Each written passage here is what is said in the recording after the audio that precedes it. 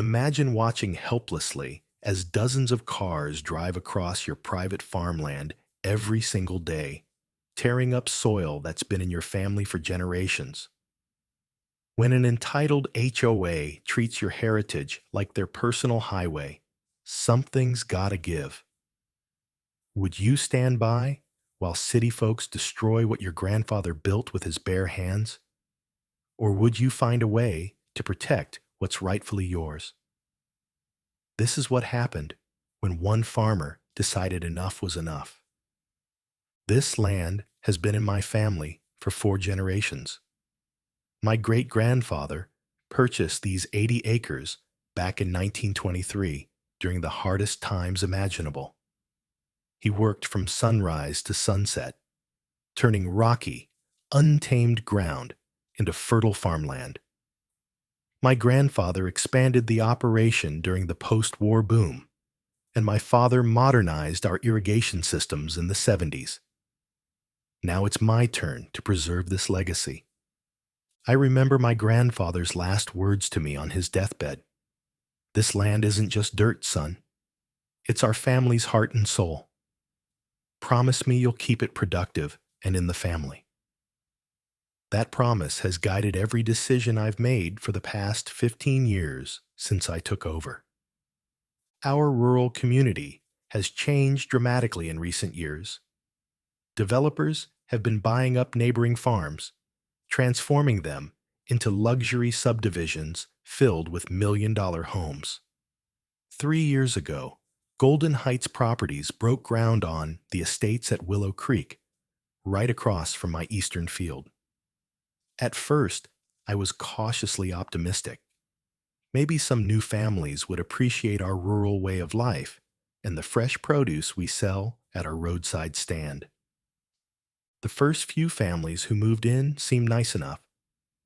They'd wave when passing by, and some became regular customers at our seasonal market. Their kids loved watching the tractors work, and a few even asked for tours of the farm. I was happy to oblige. Always nice to show city folks where their food comes from. But tensions began to simmer as more homes were built and occupied. Some newcomers complained about the early morning tractor noise during planting season. Others filed complaints with the county about the occasional farm smells. One particularly vocal resident even suggested at a township meeting that agricultural operations should be restricted to protect property values. I tried to be a good neighbor, adjusting my schedule when possible and inviting residents to community events at the farm. But it became clear that many of these city transplants viewed our farming community not as a living, working landscape, but as a scenic backdrop for their luxury homes. Little did I know, this was just the beginning of a battle that would push me to my limits.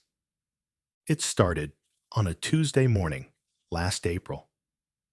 I was checking irrigation lines in the eastern cornfield when I noticed something odd.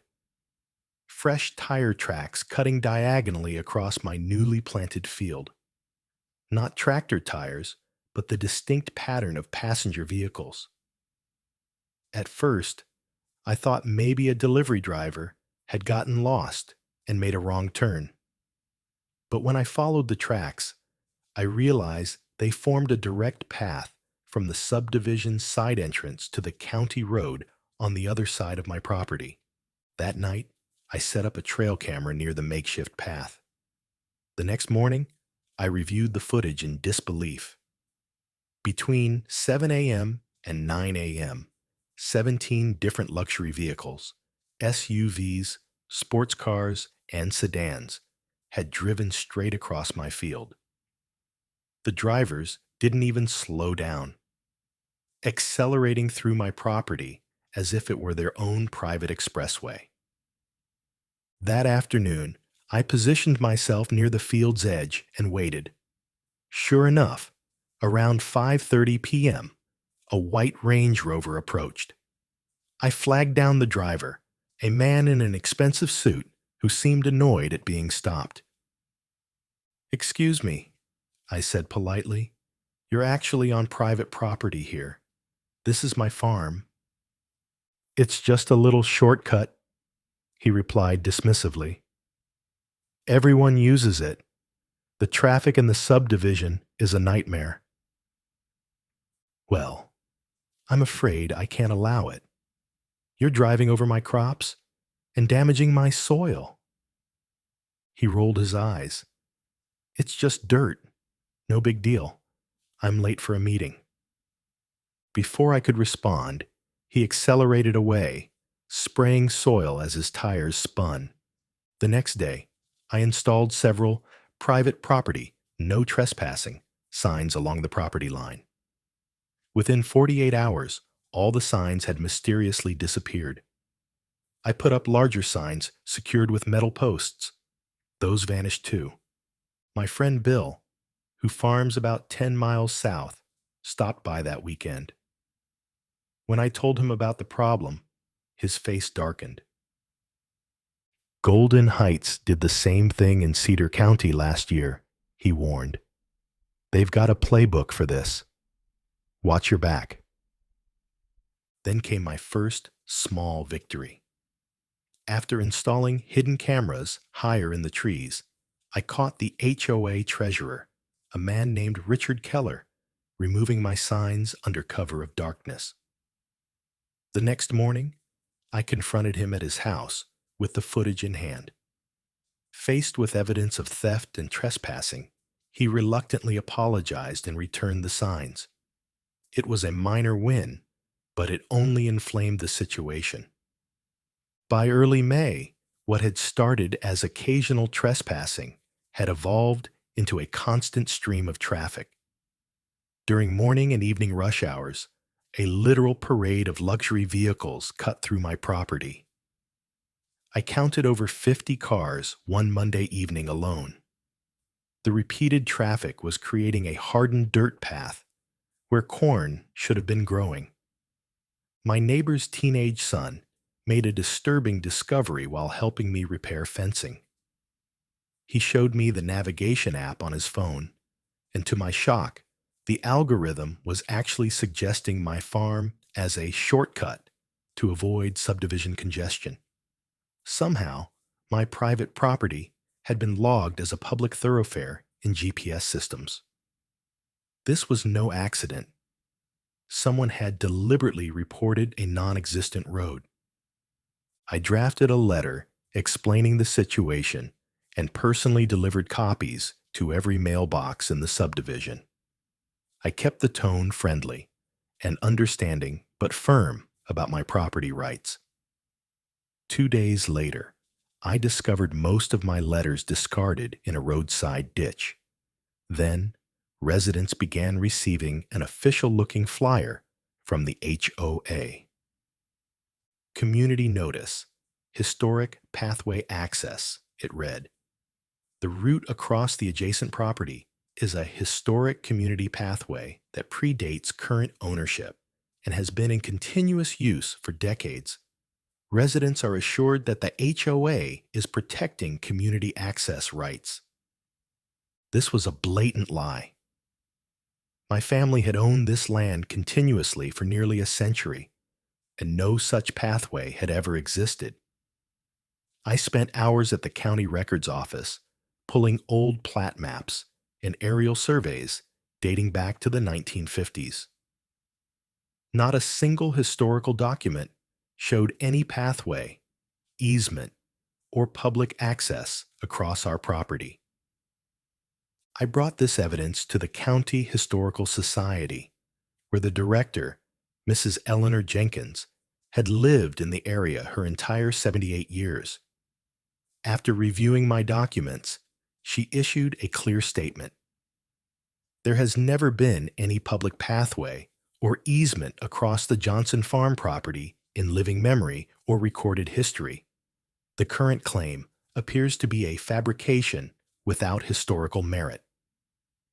The local newspaper ran a small story about the Historical Society's finding, and several longtime residents wrote letters to the editor confirming there had never been a path across our land.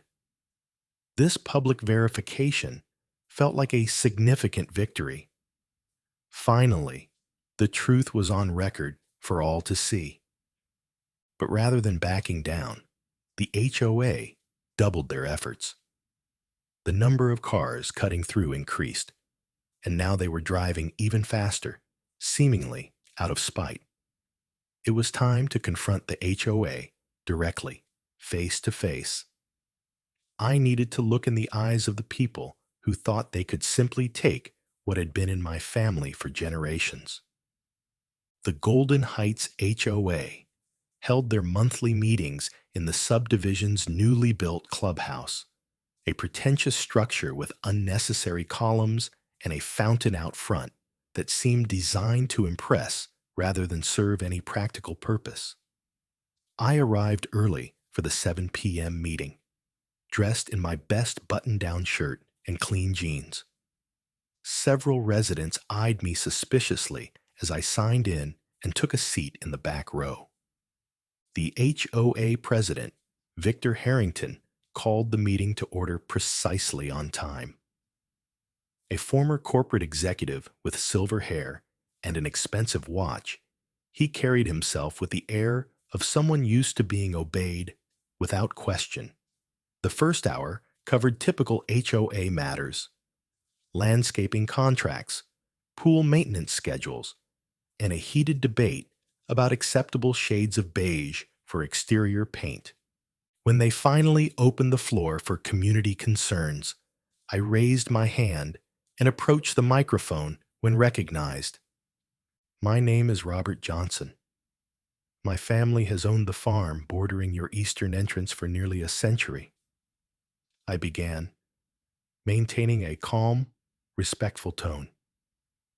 "I'm here because dozens of your residents are cutting through my private property daily, destroying crops and causing serious soil erosion." I displayed the county maps and historical society statement on the projector. "As you can see, there has never been any public access or historic pathway across my land. I'm requesting the HOA's cooperation in communicating to residents that this is private property and not a public road."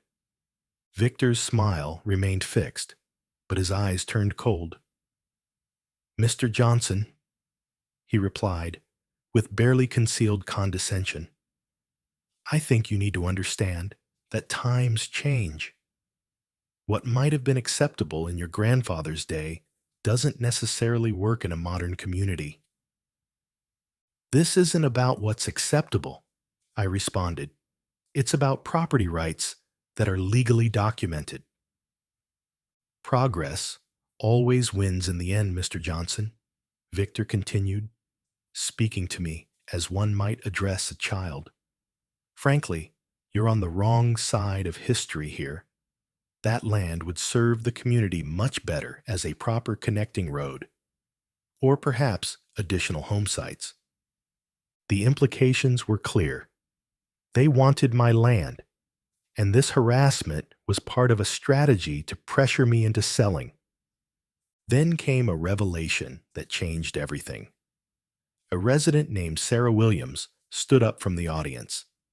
"Excuse me," she said, "but isn't it a conflict of interest that Victor's brother Michael is the head of acquisitions at Golden Heights Properties, the same company that's planning Phase 2 development?" The room went silent. Victor's face flushed red, but he quickly regained composure. "My family connections have nothing to do with this matter," he snapped, then abruptly moved to the next agenda item. I wasn't going to be silenced. "I've been nothing but patient and reasonable," I said firmly. "This land isn't just real estate to me. It's 4 generations of my family's sweat and sacrifice. Each of those fields feeds hundreds of families. I'm not asking for much, just basic respect for private property."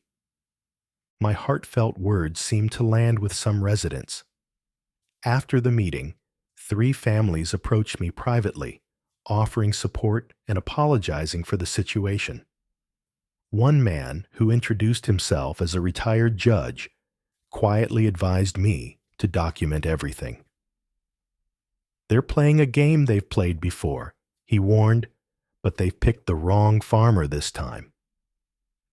This small show of support gave me hope that not everyone in the subdivision was against me. But I knew the real battle was just beginning. A week after the confrontation at the HOA meeting, I opened my mailbox to find an envelope with no return address. Inside was a crude note made from letters cut from magazines. "Sell now or accidents happen." I immediately reported it to the sheriff's department, who took a report but said there wasn't much they could do without evidence of who sent it. This wasn't just trespassing anymore. This was criminal intimidation. I installed more security cameras around my property and began carrying my phone at all times to document incidents. The HOA's monthly newsletter, which a sympathetic resident shared with me, contained a troubling paragraph. "The board is pleased to report that the Eastern Access issue is being handled through appropriate legal channels. Residents should continue normal use patterns while our attorneys resolve this minor obstacle to community convenience." This was another blatant lie. No legal action had been filed. I'd checked with the county clerk's office myself. They were encouraging their residents to trespass while falsely implying they had legal proceedings underway. Deciding to create a physical barrier, I strategically placed large round hay bales along my property line. These wouldn't damage any vehicles, but would make it impossible to drive through. The barrier worked for exactly 1 day. Security footage captured 3 men in the middle of the night, including 2 I recognized from the HOA board, directing a tractor to remove my hay bales and dump them in the drainage ditch. More concerning than the brazen trespassing was what I discovered the next morning. The continuous traffic had compacted the soil so severely that it altered water runoff patterns across my land. During a moderate rainfall, water that should have been absorbed now pooled and ran off, creating erosion gullies that threatened the drainage system my father had meticulously engineered decades ago. I documented the damage with photos and videos, calculating that repairs would cost thousands. This wasn't just about principle anymore. They were causing measurable financial harm to my livelihood. Another threatening letter arrived the following week. But this time, fate intervened in my favor. My mail carrier, Dave, who'd been delivering to our farm for over 20 years, happened to see someone placing the envelope in my box. He recognized the man as none other than Victor Harrington himself. Dave immediately reported the incident to his supervisor and the postal inspector. Tampering with mailboxes and using mail for threats are federal offenses. Within days, a postal inspector interviewed me and reviewed my evidence. "Mr. Harrington is denying everything," the inspector told me. "But we take these matters very seriously. The Postal Service has opened a formal investigation." Victor received an official warning from the Postal Service and was now on their radar. It wasn't a full victory, but seeing him squirm under federal scrutiny provided some satisfaction. More importantly, no more threatening letters appeared in my mailbox. The escalation of tactics made it clear this wasn't just about a shortcut. There was a calculated effort to break my resolve and force me to give up my land. But they had grossly underestimated the determination of a fourth-generation farmer protecting his family's legacy. By mid-June, what had begun as a private property dispute had transformed into a community-wide controversy. The local newspaper ran a front-page story with the headline, David versus Goliath. Goliath, local farmer, battles luxury development over land rights. The article presented both sides, but included historical context about the disappearing farmland in our county, striking a chord with many readers. The publicity created an unexpected division within the subdivision itself. While many residents, particularly newer ones with direct connections to the HOA leadership, continued to use my property as a shortcut, others began to openly question the HOA's tactics. An informal group, calling themselves Neighbors for Property Rights, formed within the subdivision, led primarily by older residents who understood the value of farming communities. They began distributing their own flyers, countering the HOA's false claims and urging residents to respect property boundaries. Victor and the HOA board responded by sending a certified letter to my home. It contained legal-sounding but ultimately meaningless terminology claiming they had established a prescriptive easement through historical patterns of access. Any first-year law student could have told them that no such rights existed. Prescriptive easements required decades of continuous use, which they plainly didn't have. As the community battle intensified, nature revealed another dimension to the problem. After a heavy rainstorm, I noticed unusual discoloration in the small creek that ran through the lowest portion of my property. Suspecting contamination, I collected water samples and sent them to the State Environmental Laboratory for testing. The results confirmed my fears. Elevated levels of lawn chemicals, motor oil residues, and construction runoff were present in the water. The source was clear. Improper drainage systems from the subdivision were channeling untreated runoff directly onto my land and into the watershed. I immediately contacted the county environmental inspector, who conducted an official site visit. After a thorough investigation, he issued a citation to the HOA for multiple violations of watershed protection regulations. They're required to install proper retention ponds and filtration systems, the inspector explained. Based on these readings, they've been out of compliance since construction began.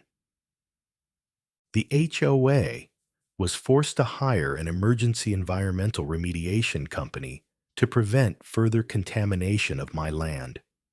This unexpected victory shifted the narrative entirely. Now they were the ones damaging my property in ways that violated county regulations. As word spread about the environmental violations, public opinion continued to turn in my favor. Local farmers organized a small rally outside the subdivision entrance, carrying signs with slogans like "Respect Rural Land" and "No Shortcut to Property Rights."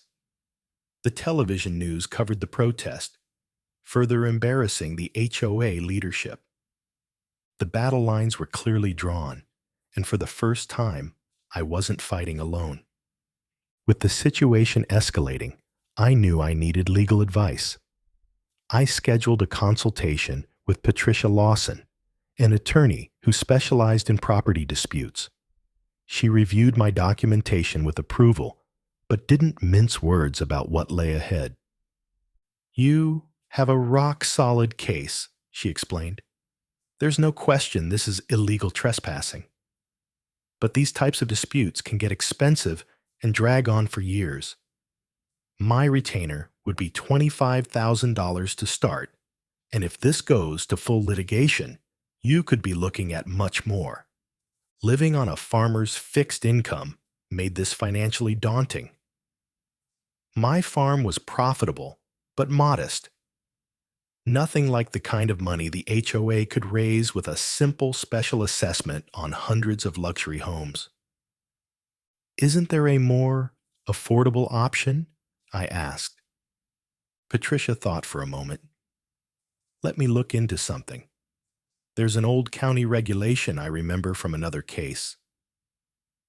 2 days later, she called back with unexpected news. Our county had enacted an agricultural land preservation ordinance in the 1990s that provided special protections for farmland that had been continuously operated for over 50 years.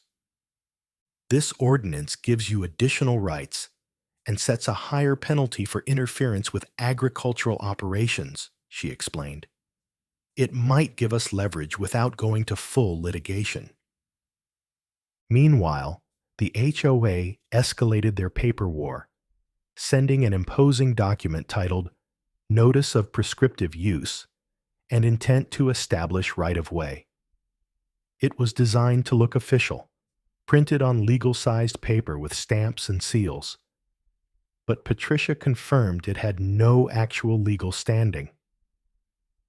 "This is smoke and mirrors," she said.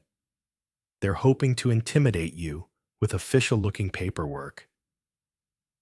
While researching our options, I discovered something interesting in the county code.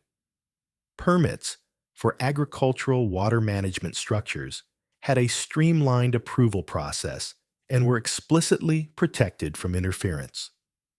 I contacted Commissioner Frank Miller, a fellow farmer who understood the challenges of modern agriculture. After reviewing my situation, he personally expedited approval of my water management permit application. "This is exactly why we have these provisions," he told me, "to protect legitimate agricultural operations from encroachment. Your permit will be ready by Friday." With official county approval in hand, I now had the legal foundation for what came next. The HOA had tried to use bureaucracy against me. Now I would use it to protect what was rightfully mine. The breakthrough came unexpectedly one evening as I was going through my grandfather's old filing cabinet. Tucked inside a worn folder labeled 1962 Improvements, I found detailed hand-drawn plans for the original drainage system he had installed. The system included a series of ditches and culverts designed to manage water flow across our sloping fields. Studying these yellowed diagrams, I realized my grandfather had been a visionary. His system not only drained excess water, but directed it to where it was needed most. Over the decades, parts of his system had been altered or filled in, including the area now being used as a shortcut. I called Martin Reynolds, a retired civil engineer who had worked with my father on irrigation projects in the 1980s. After showing him the original plans and explaining my current predicament, a slow smile spread across his face. "You know," he said, measuring his words carefully, "properly restoring this drainage system would involve excavating a substantial trench right where people are driving through. It would be completely legitimate agricultural infrastructure, essential for proper water management, especially given the environmental issues you've documented." We spent the next few hours developing detailed plans for a modern update to my grandfather's system. The restored drainage would require a trench approximately 8 feet wide and 6 feet deep. Impassable by vehicles, but perfect for controlling water flow and preventing further erosion.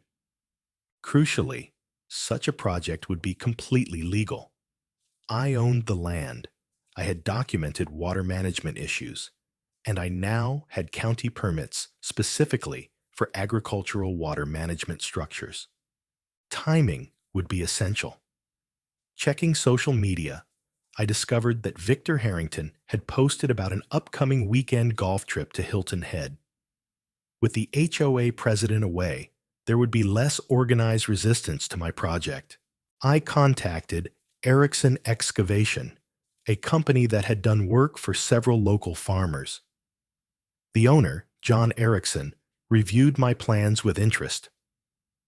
I've had my own run-ins with that development, he confided. They tried to blame my equipment for some of their road damage last year. I'd be happy to help you with this project, and I've got an opening this coming weekend. The cost estimate was significant, but manageable if I delayed purchasing new equipment I'd been saving for. This was more important than a new tractor attachment. Word spread quietly among the farming community about my plans.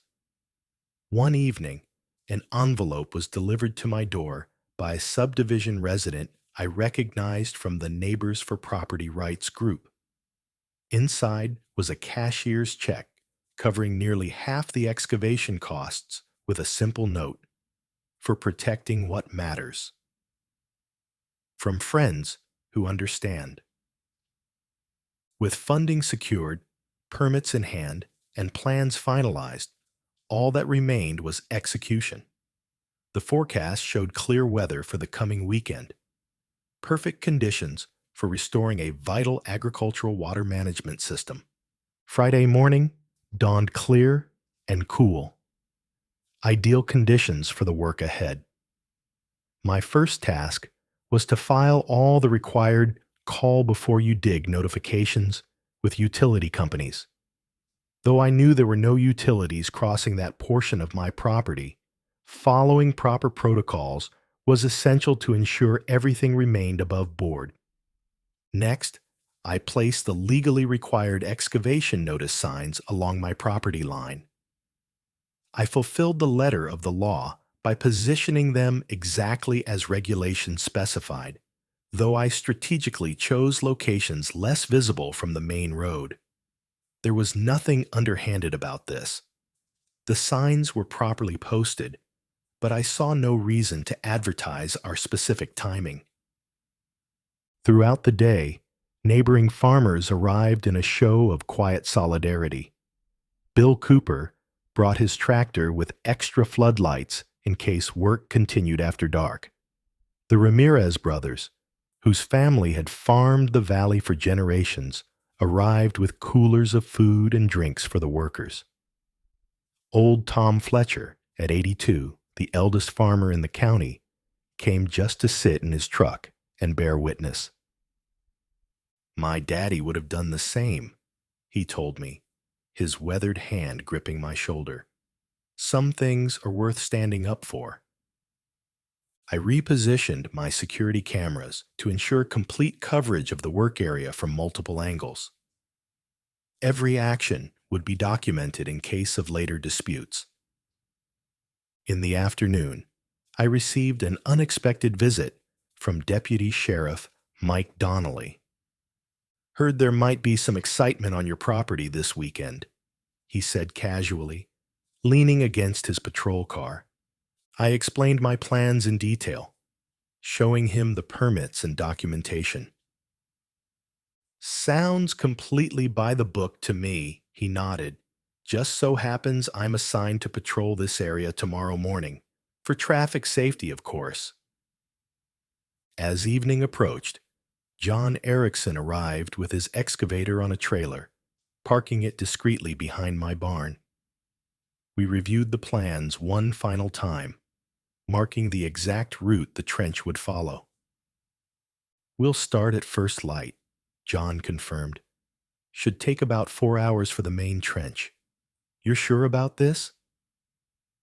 I looked out across the land that had supported my family for 4 generations, land that was being treated as a disposable convenience by people who couldn't possibly understand its value.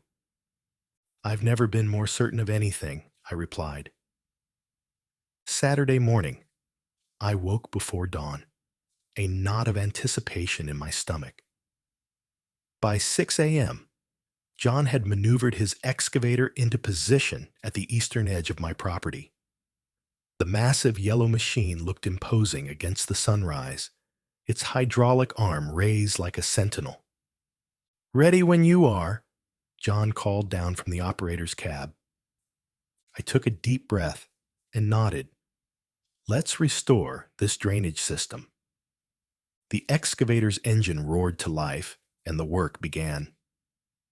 The powerful machine bit into the earth with precision, removing soil in systematic scoops and depositing it in neat berms along both sides.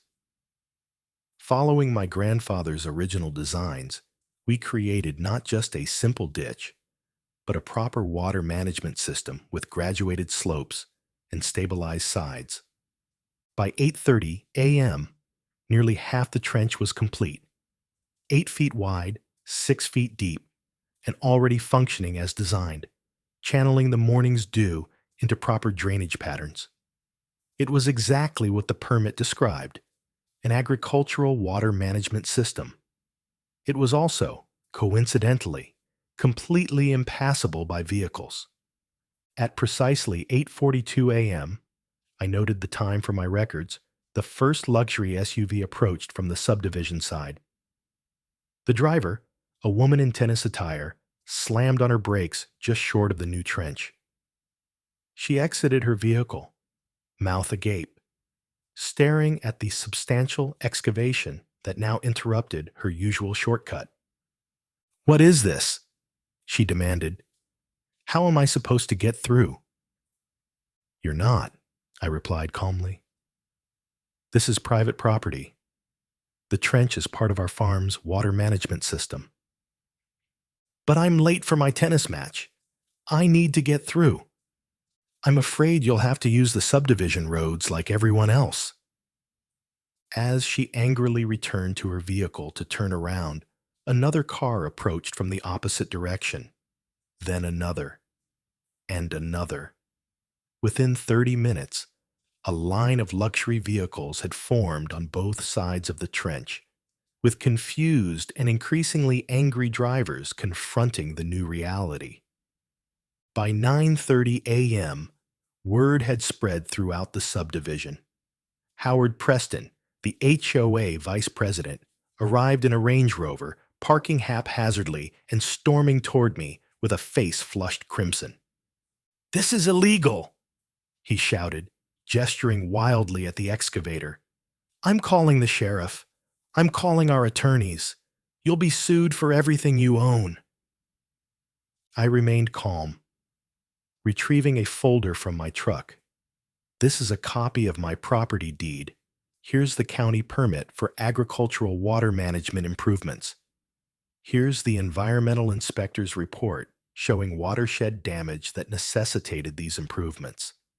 And here's the approval from the County Agricultural Preservation Board."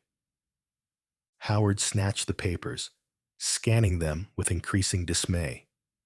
But everyone uses this road," he stammered.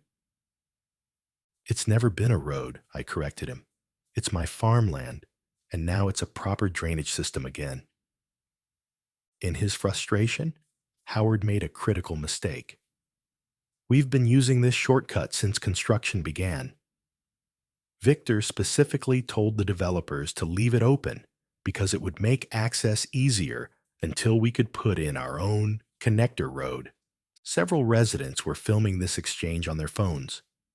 He had just admitted, on camera, that the HOA leadership had knowingly encouraged trespassing on private property. At that moment, Deputy Donnelly's patrol car pulled up. He surveyed the scene with practiced calm, then approached our group. "What seems to be the problem here?" he asked. Howard launched into an animated complaint, but the deputy held up his hand after a few seconds. "Sir, I've reviewed Mr. Johnson's permits. He's conducting legal improvements on private property. There's nothing prohibiting him from managing his land as he sees fit." For the first time in months, I felt the sweet satisfaction of justice. By noon, the scene had transformed into something resembling organized chaos. The completed trench, now a fully functional drainage system, stretched across the property, effectively cutting off the unauthorized shortcut. On both sides, luxury vehicles continued to arrive, their drivers forced to turn around and find alternate routes. Word spread rapidly through the subdivision, via group texts and the community Facebook page. Residents were in an uproar, with opinions sharply divided. Some were furious about the inconvenience, while others admitted I had every right to protect my property.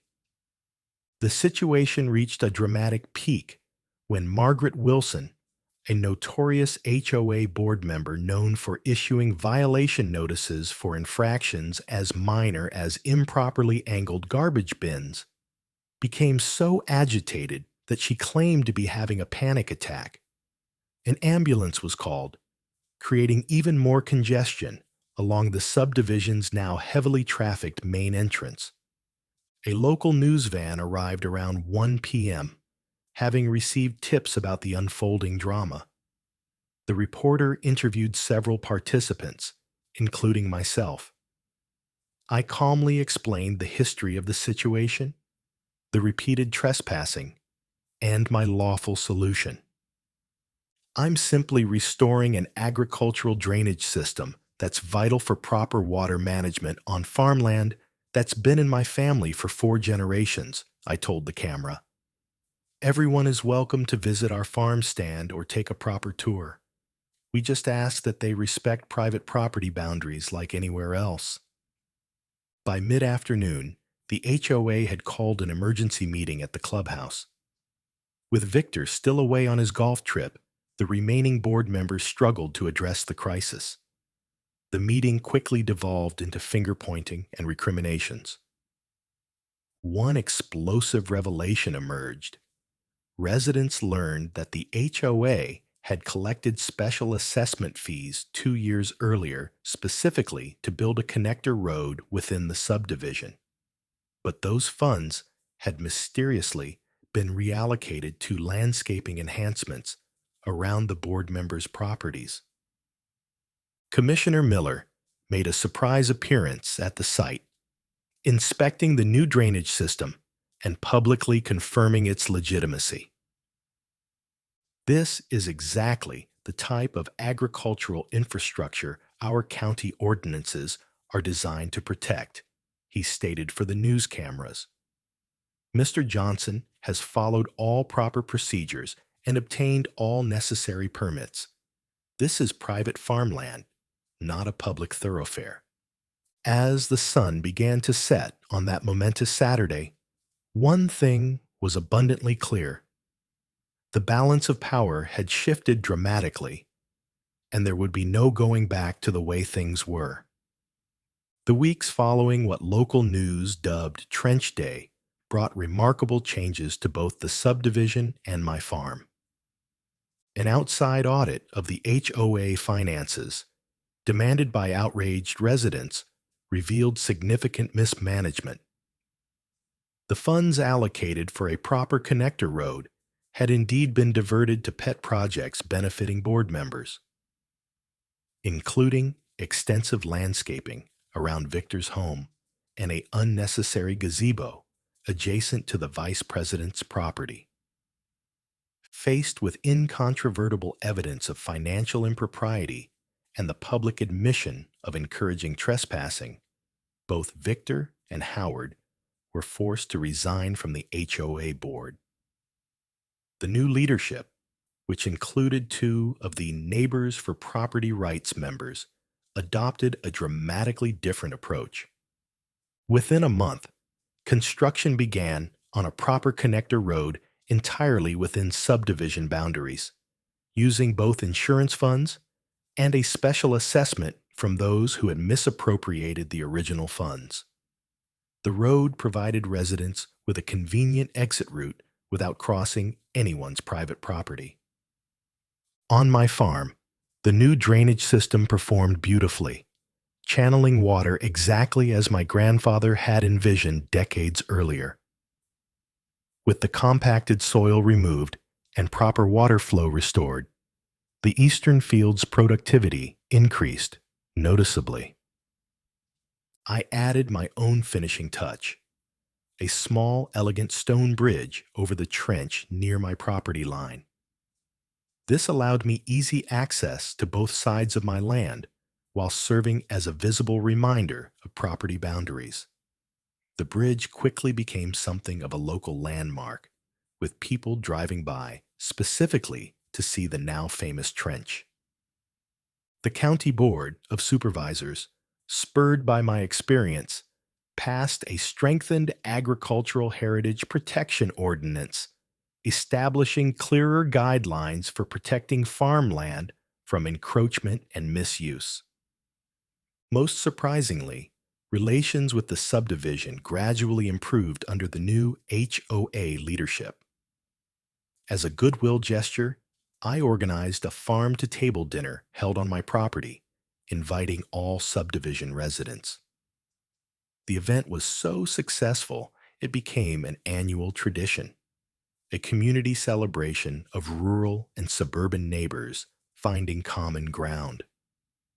Looking out across my fields one evening, watching the sunset glint off the rooftops of the subdivision in the distance, I thought about my grandfather's deathbed request to keep this land in the family and productive.